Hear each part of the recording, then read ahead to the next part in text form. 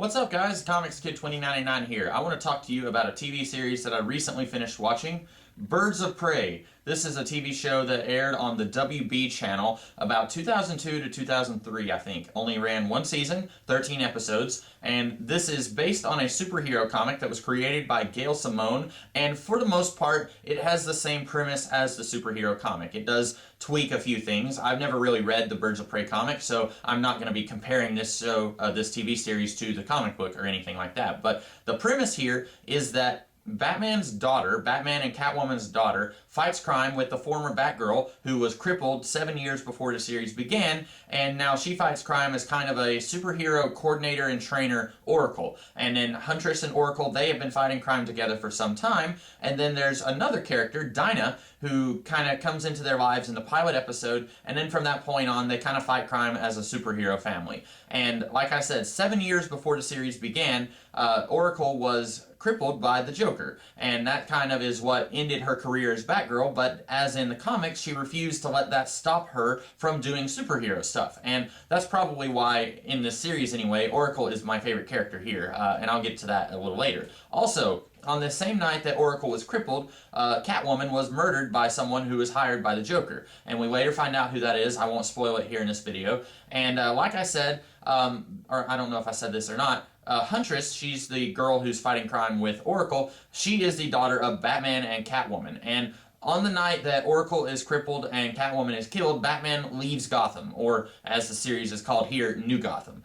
He leaves New Gotham. We don't know where he is. We do find out that he is still alive. We just don't know where he is. And then the show jumps forward into the present day, where Oracle is probably in her early 30s, and then Huntress is probably like 21 or 22. And then Dinah, she's probably like 13 or 14. And we later find out that Dinah is actually the daughter of a superhero called the Black Canary. And the Black Canary gave up Dinah for adoption at a very young age because she was afraid that her life as a superhero was going to endanger her daughter's life. And that's kind of the premise of the show. It's basically a very healthy mix of the teen angst drama stuff like Gilmore Girls or the OC, shows like that, Dawson's Creek. It's a mixture of shows like that with superhero drama, which was very popular on TV at the time in the show Smallville. And a lot of people really like to compare this show to Smallville. A lot of people say this show is better than Smallville. I think it's about on par with early Smallville. I'm not a huge Smallville fan. I don't think that there's really any of the show that's very good. I do think that the beginning of the show was better than the way it ended,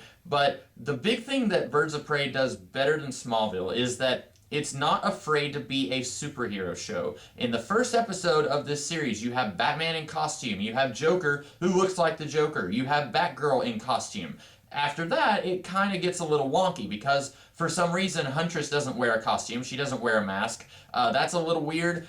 So other than like brief flashbacks where we get to see actual superheroes doing superhero stuff, other than that, it kind of tries to ignore the superhero stuff, which is weird because they build entire subplots around Huntress trying to protect her identity from people who know her as Huntress. And I'm thinking, you could have just avoided all of that if you just wore a mask. And that wouldn't have even been an issue here if we didn't already see superheroes wearing masks in the first episode. But since we see Batman and Batgirl wearing masks in the first episode, it's a little weird that Huntress resolutely refuses to wear a mask, and we don't really get a good reason for why she refuses. But for the most part, I feel like this series is less ashamed of being a superhero series than Smallville was. Smallville, for some idiot reason, they built their entire show around no flights, no tights, and that meant that some of the most recognizable aspects of Superman could not be used in a series. And I applauded Smallville for trying to build him up as a character first and as a superhero second.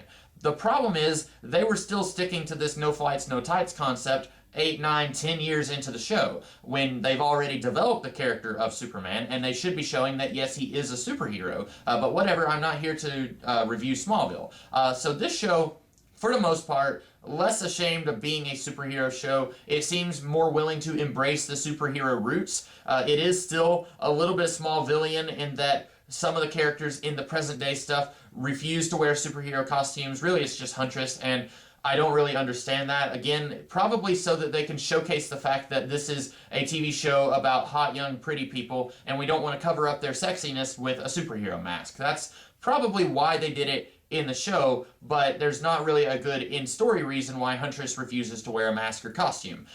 There is a lot of CW relationship drama, and of course this show started well before UPN merged with WB to form the CW, but there is a lot of that trademark teen angsty melodrama that is melodramatic just for the sake of being melodramatic and not for actual story reasons. Specifically between Huntress and the police officer Reese, Jesse Reese. And he is sort of like the Jim Gordon of this show. He's not the police chief, but he believes that there is something going on in Gotham, something fishy. And we find out in this series that Batman and Joker and all those characters, they were all basically secret. Nobody actually knew that they existed, or at least most people didn't know that they existed. So Jesse Reese, when he finds out about Batman, he is just completely floored that there was a vigilante named Batman who fought crime some 15 years earlier. And that's a very odd idea to me. I know that at some points in the comics, Batman is an urban legend and a lot of people don't believe that he exists, but then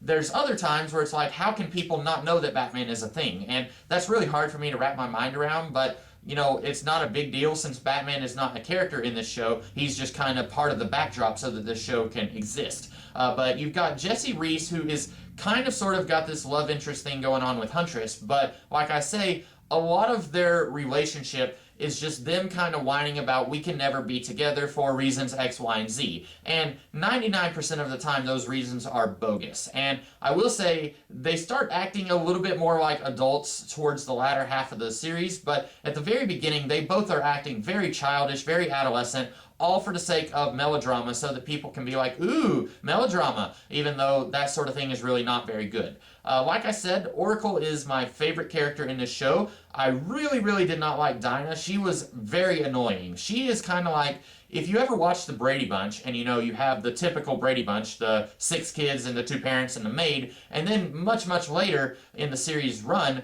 when the younger kids were getting older, they decided to add a new young, cute little kid into the show called Oliver. And he was their cousin, and he was living with them basically so that they could retain that cute factor that the youngest kids had when they were younger. And a lot of people agree that when you add the young, cute cousin into the show late in the run, the Cosby Show did this, there are a bunch of sitcoms that do this sort of thing. When you add the young, cute cousin late into the show's run, that kind of ruins the show dynamic, a lot of people seem to think. I kind of feel like Dinah does that in the very first episode. She's introduced in the first episode, and already I'm like, oh no, why is she here? Why can't this just be Huntress and Oracle fighting crime together, kind of like Batman Beyond, with Oracle playing the role of old Bruce Wayne and Huntress playing the role of Terry McGinnis? Why can't we do something like that and just get rid of Dinah? About halfway into the show, I like her a little bit more, or at least I hate her a little bit less, maybe that's what I should say, because at least in the last 3 episodes, she's barely even in those episodes. It largely focuses on Oracle and Huntress and doesn't really focus on Dinah that much. But I do feel like they were making her a little less annoying in the last half of the series, but she's still by far my least favorite character. And coming in with a very close second is Huntress, largely because of her annoying relationship with Jesse Reese, where at times she's acting very hypocritical, and when she's not acting hypocritical, she's being very judgmental, and it's not really warranted. Sure, Jesse does something annoying, but she doesn't really need to be as mean and bossy and judgy as she is. There are significant times in the series where I am screaming at the screen because of something that Huntress says, or even occasionally something that Barbara says, Oracle. There are times when they say something and I'm like, yeah, but you do that exact same thing, and now you're yelling at this character for doing that. And that bothers me sometimes, because I feel like this show is being clever, or it feels like it's trying to be clever, but it's definitely not as smart as it thinks it is. This show is not a terrible show. I feel like a lot of people probably would have liked this show a lot more 4 years ago, 4 or 5 years ago, when Smallville was still going on and when it was abysmally bad. I feel like people could have gone to this show and they would have liked it a lot more. Nowadays, you've got a lot of superhero shows on, and even shows that aren't really superhero, but are kind of superhero adjacent. For example, iZombie, which is based on a comic book. It's not really a superhero show, but it's kind of in that same realm. And then you've got Grimm. I couldn't think of the name for a minute. Grimm, which is about a guy who hunts supernatural monsters and he has a secret identity. That's very comic booky, very superhero-y, even though it's not based on a superhero comic book. And then you've got actual superhero comic book shows like The Flash and Arrow and sort of Agents of S.H.I.E.L.D. and Constantine. These are shows that are based on comic books, and I feel like these shows, they had almost 15 years of hindsight where they could say, okay, this is what Smallville did, this is what Birds of Prey did, and this is what didn't work with those shows. So now we're going to do this a little bit better. And again, these shows are not perfect. I haven't watched Constantine or Agents of S.H.I.E.L.D., but Arrow is definitely very bad right now in season 3. And The Flash, while very enjoyable, it's not a perfect show, but I feel like these shows are leaps and bounds ahead of what's going on in shows like Birds of Prey and Smallville. And I feel like part of that is that we live in a world where the Avengers and The Dark Knight Rises can make $1 billion in theaters, and so people aren't nearly as ashamed of superhero stuff. So now, a superhero show can be even more superhero-y than it was 12 years ago when Birds of Prey was coming on. This show was probably like 20% superhero and like 80% Dawson's Creek, whereas nowadays, The Flash is more like 70% superhero and like 30% Dawson's Creek, and that's a much better ratio, if you will. And I really like that superhero shows feel more superhero-y now and feel less teen angsty melodrama-y than they did back in the days of Birds of Prey. But still, the show is not awful. It's not the worst superhero show that I've ever seen. There are definitely worse ones out there, but it has a lot of room for improvement, and I feel like maybe it would have gotten better with time if it had kept going for another couple of seasons. I forgot to talk about Harley Quinn. The big bad of this show is Harley Quinn, being played by Mia Sara, and I have very mixed feelings on her. On the one hand, when you have a show that is primarily a female-centric cast, it's 3 female superheroes fighting crime, it is an inspired choice to have a female supervillain as the main villain of the series, and one from the comics, Harley Quinn. That makes sense. Unfortunately, I just don't know if I really like this world's version of Harley Quinn. For one thing, Mia Sara is definitely hamming it up way too much in this series.